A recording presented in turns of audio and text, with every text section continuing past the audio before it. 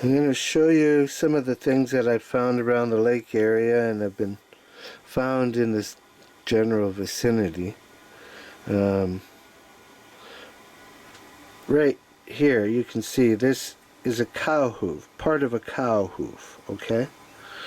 Could have been buffalo, who knows.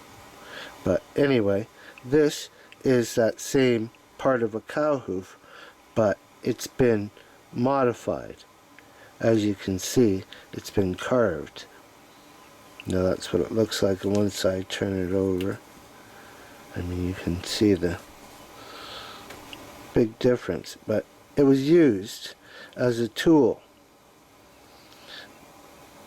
This had a long stick to it, and it was leather tied around that stick, and it was used for coming down on top of what we call suckers out here.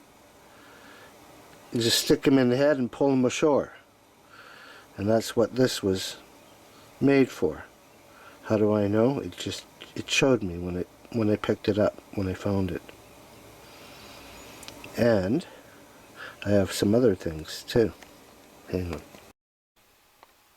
Now, another thing I found, I was walking along and just looking at all the rocks as I'm walking, I'm not stopping, and all of a sudden I saw this part of this rock sticking out of the ground, and it made a noise.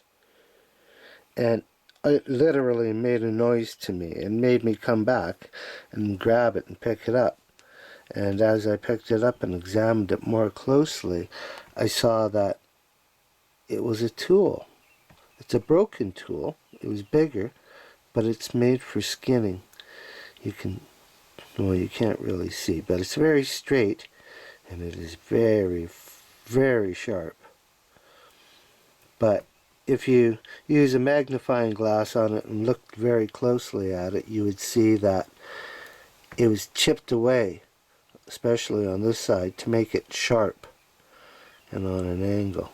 And that's what they used for skinning. This is out here at the lake where most of my close encounters and abductions have happened. It was a very busy area for the native population out here. What else did I find?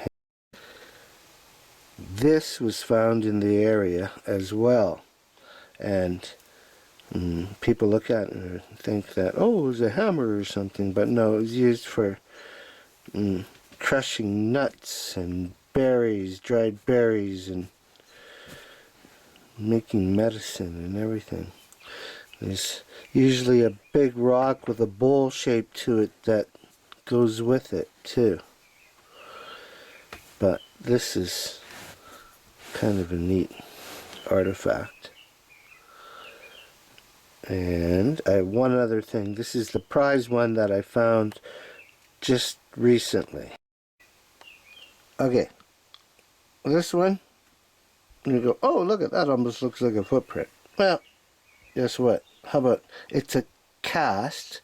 It's a petrified cast from a petrified footprint, is what it is.